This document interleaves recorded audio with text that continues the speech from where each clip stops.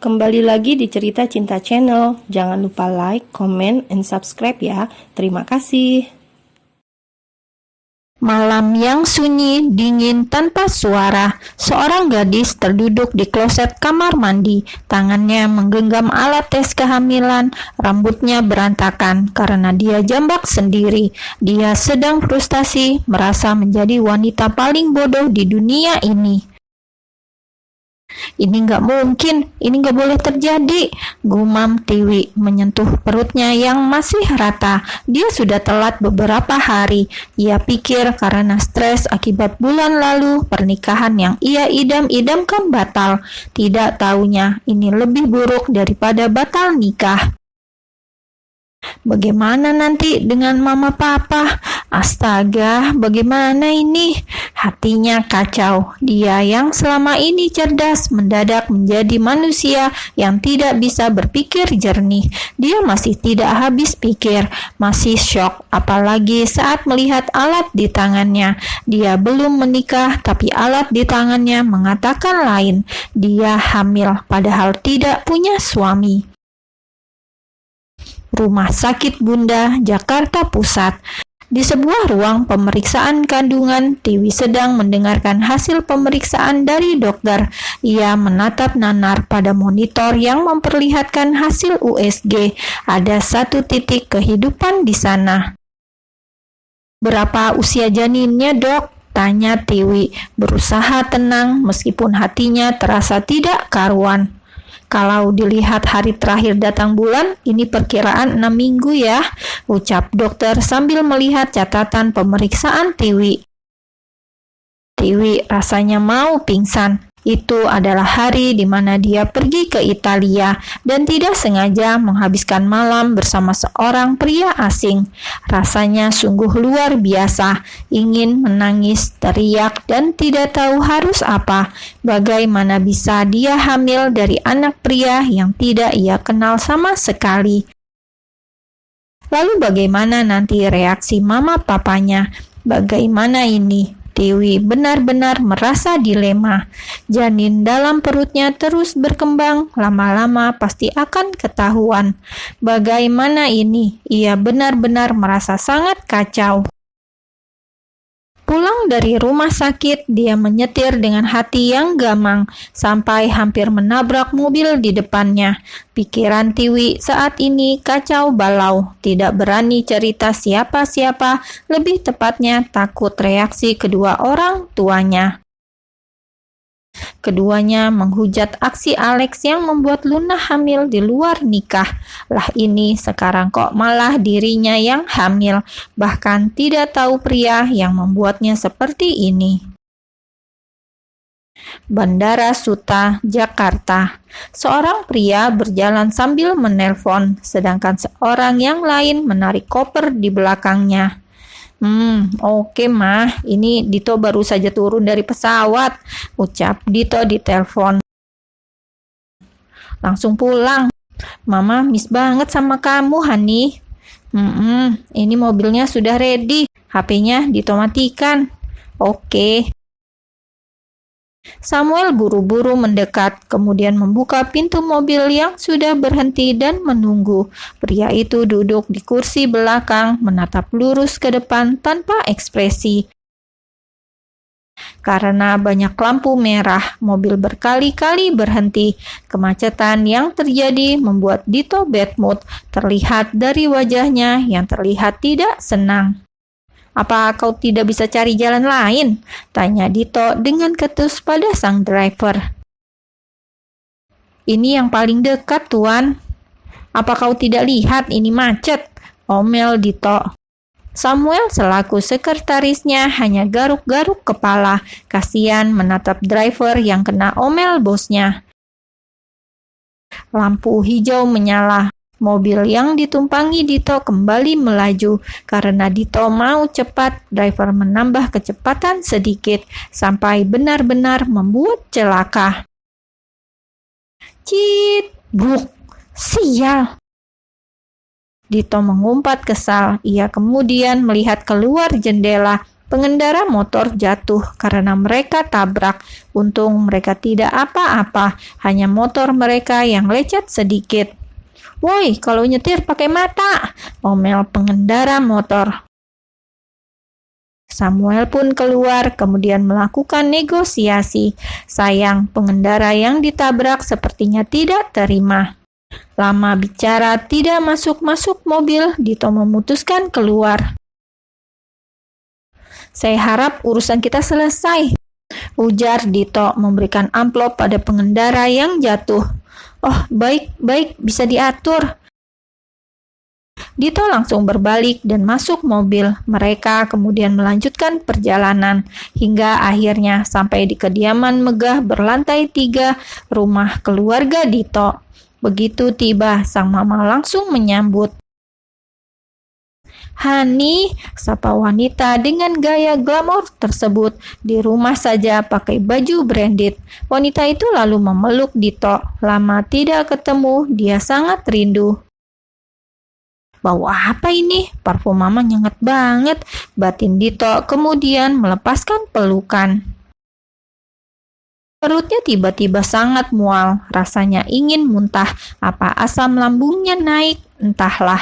Yang pasti tubuhnya terasa kurang nyaman, hidungnya juga jadi lebih sensitif sekali. "Kamu kenapa?" tanya Nyonya Sonia heran melihat sikap putranya yang aneh tersebut. Hari pertama Dito pulang, pria itu merasa ada yang salah dengan tubuhnya. Namun dia tidak mempedulikan hal tersebut. Dito malah memilih pergi main golf bersama rekannya. Dia pulang juga bukan sekedar pulang, sepertinya akan menetap di sana. "Mah, malam ini Dito mungkin gak pulang," ucap pria berparas tampan tersebut. Jelas sang mama langsung protes. Untuk apa Dito pulang, tapi ujung-ujungnya tidak di rumah, punya anak dan tidak, kok sama saja. "Nanti malam ada makan malam sama keluarga Tante Ane," ujar Nyonya Sonia Atmaja, mamanya Dito. Nanti malam rencananya Nyonya Sonia akan menggelar makan malam di rumahnya, sekaligus merayakan kedatangan Dito yang sudah lama meninggalkan Indonesia.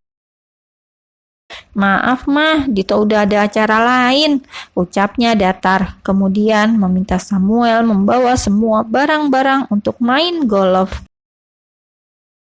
"Dito," panggil Nyonya Sonia, tapi sama sekali tidak didengar oleh anaknya tersebut. Wanita itu sangat kesal. Dito itu keras kepala sekali, susah sekali dibilang. "Astaga, anak ini 11-12 sama papanya, gak bisa dikasih tahu," omel Nyonya Sonia, kemudian mencari ponselnya. Lebih baik makan malam diundur, percuma kalau Dito gak ada. Rencananya kan mau dikenalkan sama anaknya Tante Ane yang lama kuliah di LA. Di dalam mobil menuju ke tempat lapangan golf dan juga resort, Dito mulai merasa perutnya tidak beres sampai ia meminta Samuel mencari sesuatu. Mobil berhenti di sebuah apotik sejenak, kemudian langsung kembali masuk jalan utama menuju resort. "Tuan baik-baik saja, apa kita ke rumah sakit?" Sam mencoba bertanya, tapi sepertinya ia salah bertanya. Dito langsung melirik tajam, dan Sam pun langsung mengalihkan perhatian. Di tempat lain, di sebuah apartemen, Tiwi sedang kerja, tapi Nyonya Haidar sedang di apartemen. Wanita itu sangat sayang pada Tiwi. Ia membawa banyak makanan untuk diisi ke kulkas. Tiwi sekarang tinggal sendiri, membuat sang mama ketar-ketir. Harusnya anaknya itu kini sudah bahagia hidup berumah tangga, punya pendamping dan keluarga kecil. Tiba-tiba dia merasa jengkel dengan mantan calon mantunya itu. Sambil membereskan apartemen Tiwi yang tidak begitu kotor, Nyonya Haidar marah-marah, seolah-olah ada Alex di depannya. "Untung ketahuan belangnya sebelum nikah. Kalau terlanjur nikah, bisa-bisa malu keluarga besar. Kurang apa coba anak mama? Cantik, pinter, mandiri. Dasar laki-laki, amit-amit." Sambil emosi, Nyonya Haidar menarik kantong kresek dari tempat sampah. Mau ia taruh di luar, biar dibuang sekalian pas dia pulang nanti. Beberapa jam kemudian, Tiwi datang. Hari sudah sore, hampir pukul 4. Langit juga mendung. Mungkin sebentar lagi akan turun hujan. Klek! Mah, Tiwi datang menyapa sang mama, tapi ia kaget. Tumben papanya juga datang. Biasanya sang papa jarang sekali ke apartemen miliknya. Tumben, Pah? Tanya Tiwi basa-basi. Pak Burhan langsung melempar alat tes kehamilan ke atas meja, membuat wajah Tiwi langsung berubah. Apa si brengsek itu yang sudah membuatmu hamil? Tanya Pak Burhan dengan emosional. 1 jam yang lalu, Pak Burhan langsung datang saat istrinya memintanya datang ke apartemen. Nyonya Haidar panik ketika menemukan tespek di dalam keranjang sampah. Dia bingung sebab alat itu menunjukkan ada garis 2, artinya ada yang hamil di apartemen itu. Keduanya menduga ini pasti ulah Alex, makanya mereka langsung murka begitu Tiwi datang. Kenapa bodoh sekalian menyerahkan mahkotanya sebelum menikah? Kalau begini, mereka harus bagaimana? Betapa mereka tidak punya muka lagi di depan orang-orang. Jawab apa? Sentak Pak Burhan marah. Pria itu sampai mengguncang bahu Tiwi berkali-kali. Apa itu anaknya Alex? Tanya Nyonya Haidar dengan tatapan nanar. Tiwi tidak bisa menjawab. Masalahnya dia juga tidak tahu siapa ayah dari janin yang ia kandung sekarang. Tiwi berani bersumpah dia tidak tahu mengandung anak siapa. Kenapa diam? Katakan sekarang, biar papa seret laki-laki brengsek itu. Ancam Pak Burhan. Pria itu sudah diubun-ubun, sudah emosi sekali. Siapa yang tidak marah anak gadisnya tiba-tiba hamil tanpa ikatan pernikahan? Tiwi menggeleng. Dia benar-benar tidak punya jawaban untuk pertanyaan kedua orang tuanya itu. Dia belum berani bicara atas kejadian yang sebenarnya di Italia. Jangan diam, katakan anak siapa ini? Sentak pria itu lagi. Pak Burhan menarik tangan Tiwi sampai gadis itu terduduk di atas sofa. Suasana saat itu sangat tegang. Apartemen yang semula sepi mendadak menjadi mencekam. Tes, bulir bening jatuh menyeberangi pipi Tiwi. Dia benar-benar tidak tahu hamil anak siapa. Ia memang bodoh, mengapa tidak bisa menjaga diri dan malah membuat kedua orang tuanya sangat malu. Pasti Alex kan, laki-laki itu benar-benar kurang ajar. Timpal Nyonya Haidar yang ikut tidak bisa menahan emosinya. Nyonya Haidar mengeratkan giginya, sudah tidak bisa lagi menahan emosinya. Ia juga mencengkram bahu Tiwi, memastikan bahwa Tiwi hamil anak Alex. Pah, kita ke rumah Alex sekarang, ajak Nyonya Haidar yang tidak tahan karena Tiwi diam saja. Pak Burhan lantas meraih kunci mobil yang semula ada di atas meja. Keduanya hendak pergi meninggalkan apartemen. Namun suara Tiwi langsung membuat keduanya syok. Mereka terkejut atas perkataan Tiwi yang seperti petir di siang bolong. Bukan anak Alex. Suara Tiwi sebenarnya sangat pelan, tapi sangat jelas di telinga Pak Burhan dan juga Nyonya Haidar. Apa maksud kamu, Tiwi? Tanya Nyonya Haidar dengan bibir bergetar. Kepala Tiwi menggeleng pelan, kemudian mengatakan sesuatu lagi.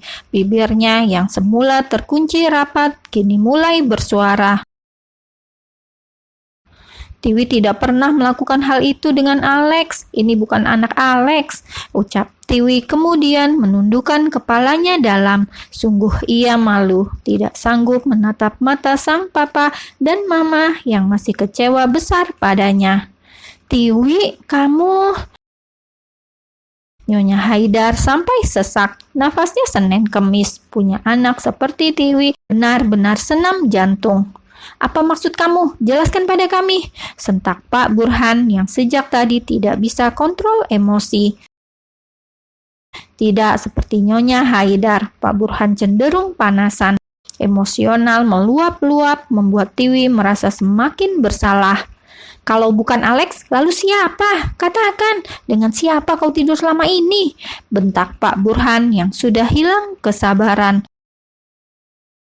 Tubuh Tiwi rasanya tidak bisa berdiri tegap, kakinya gemetar. Ia rasanya mau pingsan.